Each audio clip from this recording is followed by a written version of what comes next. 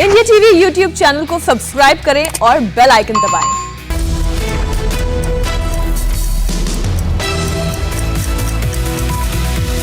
नमस्कार, बहुत स्वागत है आपका। आपके साथ मैं हूं ज्योत्सना पाटिल। नमस्कार, मैं हूं अमित पाले। सुबह के 9 बजे हैं और हम आपके लिए लेकर आए हैं सुबह 9 बजे की 9 बड़ी खबर।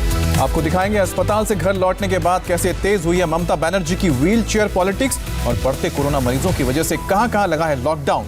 साथ ही बताएंगे मुकेश अंबानी केस में तिहाड़ में कैद सिमी आतंकी से मिलेगा क्या कोई बड़ा सुराग।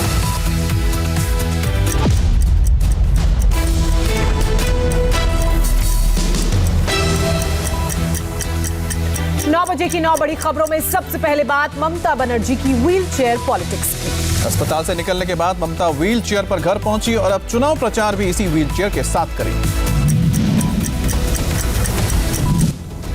बंगाल की राजनीति में बदलाव का नया मेटाफर बन चुका है ममता बनर्जी का wheel chair.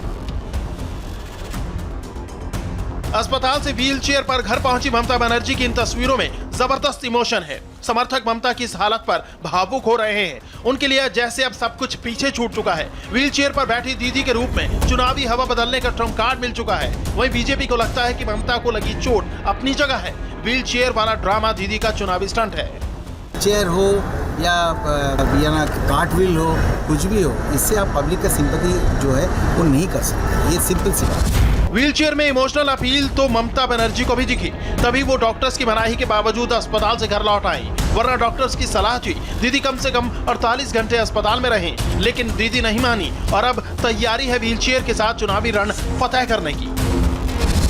The entire responsibility, according to us, is under Election Commission. Election Commission to prove where is the lapses and why it has happened, and they should be taken into target. Wheel chair पर चुनाव प्रचार शुरू करने से पहले कल 14 मार्च को TMC जब घोषणा पत्र जारी करेगी तो ममता बनर्जी व्हील चेयर पर ही दिखने वाली हैं।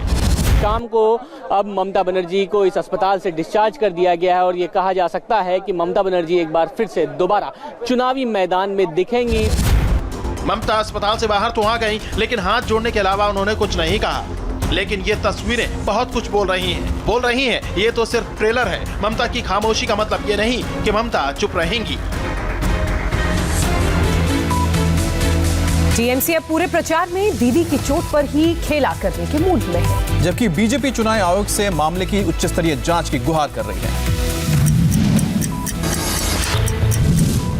चुनाव आयोग की चौखट पर चोट की लड़ाई में दो दलीलें हैं। टीएमसी बोल रही है हादसा नहीं, ये साजिश है, और बीजेपी बोल रही है ये चोट का चुनावी नाटक है, जांच उच्च स्तरीय होनी चाहिए। दोनों पार्टियों के इस ड्रामे के बीच कोलकाता पुलिस ने अपनी रिपोर्ट चुनाव आयोग को सौंप दी, लेकिन पेच तब फंस गया जब चुनाव आयोग को कोलकाता पुलिस की रिपोर्ट पर भरोसा नहीं हुआ। चुनाव आयोग ने चीफ सेक्रेटरी से और विस्तृत रिपोर्ट देने के लिए आज शाम तक का वक्त दिया है। उधर चुनाव आयोग के ऑब्जर्वर भी आज अपनी रिपोर्ट देंगे। नंदीग्राम से शुरू हुआ ये चोट खेला अब ईडी और सीबीआई के दफ्तर तक पहुंच गया है। सीबीआई ने आईकोर ग्रुप ऑफ कंपनीज से जुड़े पूंजी घोटाले की जांच के संबंध में ममता के मंत्री पार्थ चटर्जी को तलब किया है। उधर ईडी ने भी शारदा घोटाले में तृणमूल कांग्रेस के नेता मदन मित्रा को समन जारी किया है।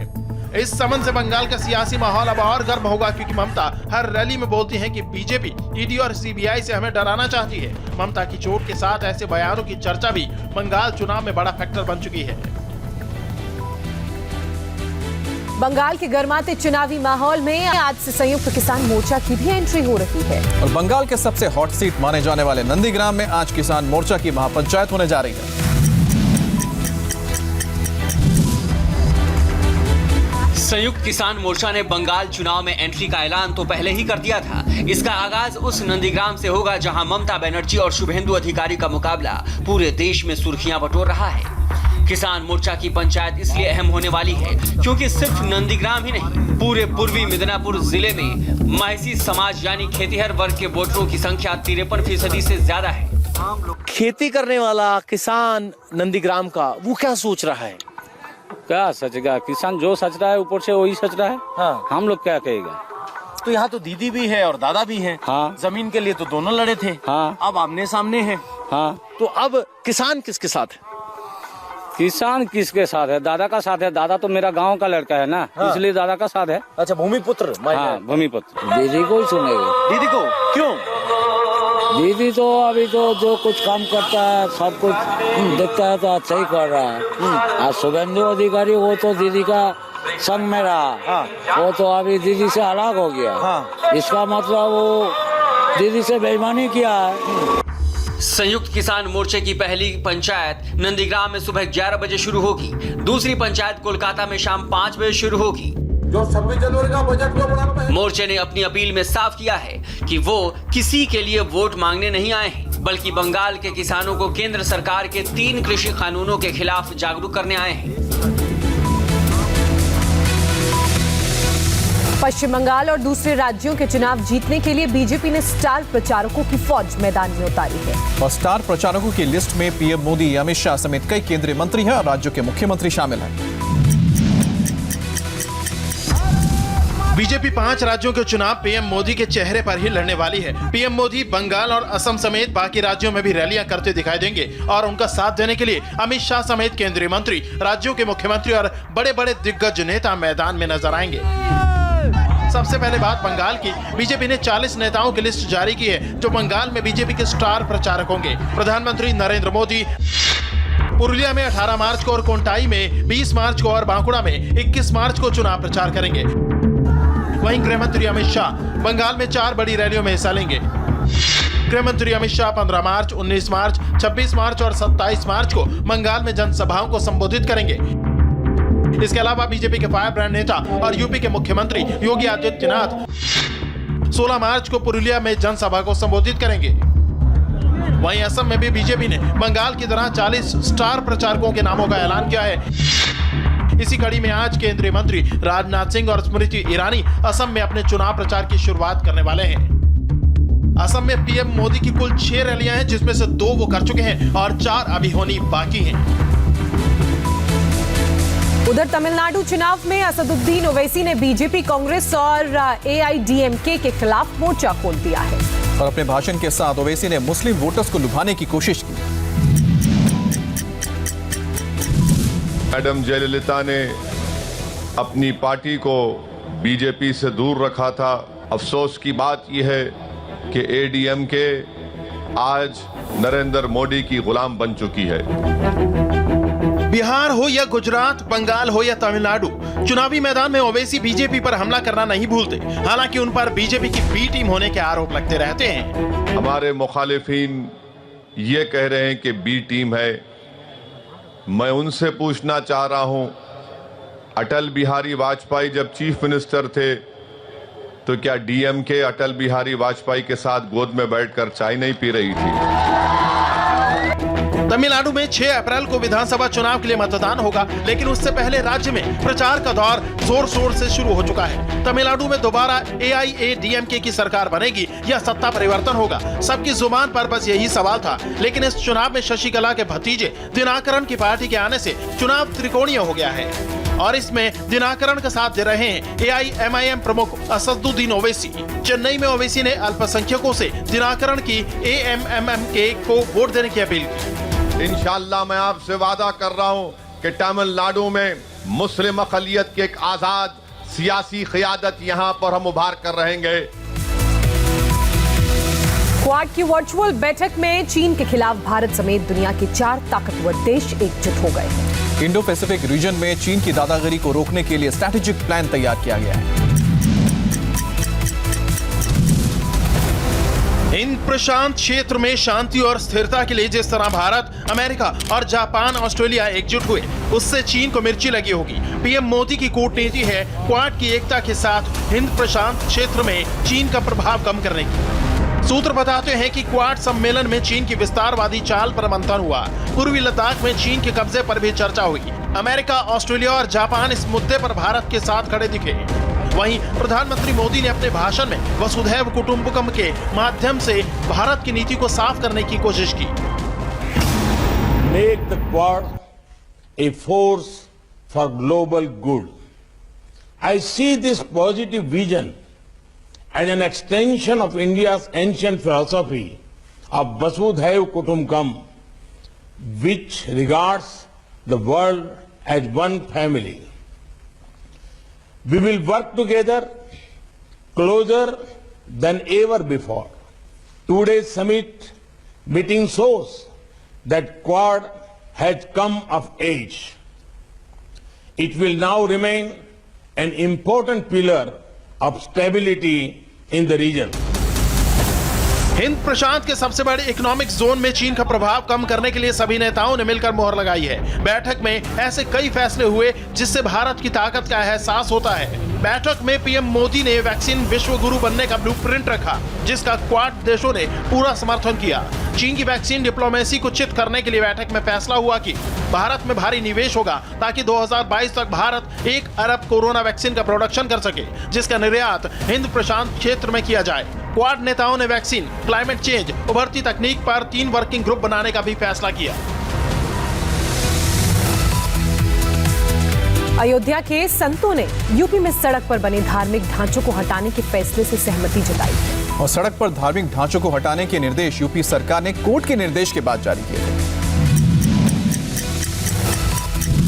जिस प्रकार से अदालत ने कहा है उसका हम अभिनंदन करते हैं और सरकार का भी अभिनंदन करते हैं कि वह इस विषय में गंभीरता से आगे बढ़ रही है। 2011 के बाद है तो उसको हटा दिया जाए, 2011 से पूर्व का है तो उसको निजी लैंड पर व्यवस्थित किया जाए। यह आदेश माननीय मुख्यमंत्री जी ने किया है, स्वागत योग्य है, धन्यवाद है। अयोध्या के साधु संतों और धार्मिक संगठनों की इस राय के साथ यूपी सरकार के सामने आने वाली एक अड़चन दूर हो गई। सरकार ने जब से सड़क पर अतिक्रमण कर बनाए गए ढांचों की लिस्ट बनाने के निर्देश दिए थे, तभी से कई धार्मिक संगठनों में इसके विरोध के सुर सुनाई दे रहे थे, लेकिन कोर्ट के आदेश के बाद सरकार ने साफ कर दिया है।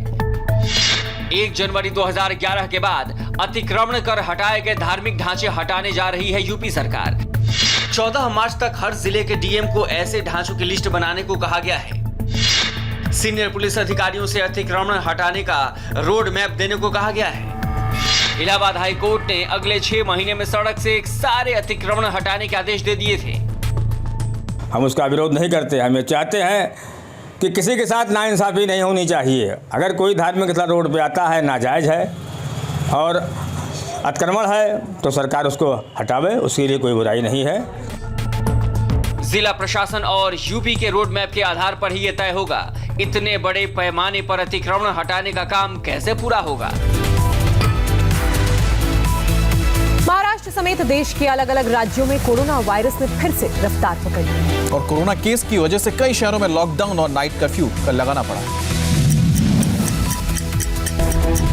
लोगों की लापरवाही का नतीजा है कि देश भर से कोरोना के डराने वाले आंकड़े सामने आ रहे हैं। सबसे ज्यादा बुरा हाल महाराष्ट्र और पंजाब का है, जहां कई शहरों में लॉकडाउन और नाइट कर्फ्यू लगा दिया गया है। महाराष्ट्र के कम से कम 8 जिलों में लॉकडाउन, नाइट कर्फ्यू जैसे सख्त कदम उठाए गए हैं। नागपुर में तो 15 मार्च से कंप्लीट लॉकडाउन लगाने का फैसला किया गया है।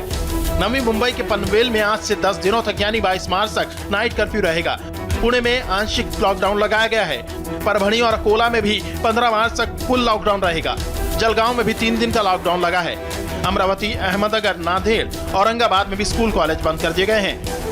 मुंबई में भी आंशिक लॉकडाउन लगाया जा सकता है। उधर पंजाब में भी कोरोना के एक्टिव मरीजों की संख्या 10,000 को पार कर गई है, जिसके बाद प्रशासन ने 8 जिलों में नाइट कर्फ्यू लगा दिया है।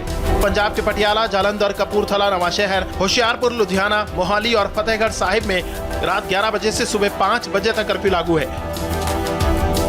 पंजाब के अलावा कोरोना दक्षिण के राज्यों को भी परेशान कर रहा है। केरल में एक ही दिन में 1780 केस सामने आए। कर्नाटक से कोरोना के 833 नए केस सामने आए हैं, तो वहीं तमिलनाडु से 670 केस सामने आए हैं। हालांकि राजधानी दिल्ली में 24 घंटे में 431 केस नए आए हैं, लेकिन अगर सावधानी नहीं बरती गई तो बाकी राज्यों में भी दोबारा लॉकडाउन की स्थिति पैदा हो सकती है।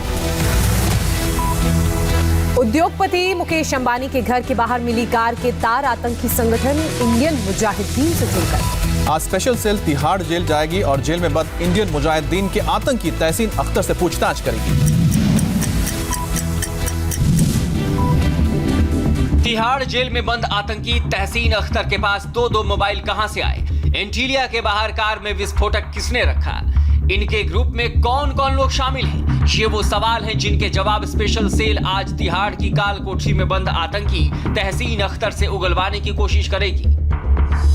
इससे पहले दिल्ली पुलिस की स्पेशल सेल ने तिहाड़ की जेल नंबर 8 से 2 मोबाइल फोन रिकवर किए। जेल नंबर 8 में ही इंडियन मुजाहिदीन का आतंकी तहसीन अख्तर बंद है। एक ओप्पो कंपनी का मोबाइल है, दूसरा मोबाइल वीवो कंपनी का है। इसी सिलसिले में तिहाड़ जेल प्रशासन से परमिशन मिलने के बाद आज आतंकी तहसीन अख्तर से पूछताछ की जाएगी। जांच में पता चला है कि जैश उल हिंद नाम से तिहाड़ जेल में 26 जनवरी को एक टेलीग्राम चैनल एक्टिव किया गया था। अंबानी के घर के बाहर गाड़ी लगाने की जिम्मेदारी देने वाला संदेश 27 फरवरी की रात को पोस्ट हुआ। इस मैसेज में क्रिप्टो करेंसी में पेमेंट की मांग की गई। एक साइबर एजेंसी की मदद से मैसेज भेजने वाले फोन की लोकेशन पता की गई। इसके बाद स्पेशल सेल की टीम ने तिहाड़ जेल में रेड मारकर इंडियन मुजाहिदीन के आतंकी तहसीन अख्तर से यह मोबाइल बरामद किया। एक तरफ इजरायली दूतावास के बाहर विस्फोट और एंटीलिया केस में आतंकी तहसीन अख्तर से पूछताछ होगी, तो वहीं दूसरी तरफ तिहाड़ में मोबाइल मिलने पर दिल्ली की केजरीवाल सरकार ने जेल प्रशासन से रिपोर्ट मांगी है।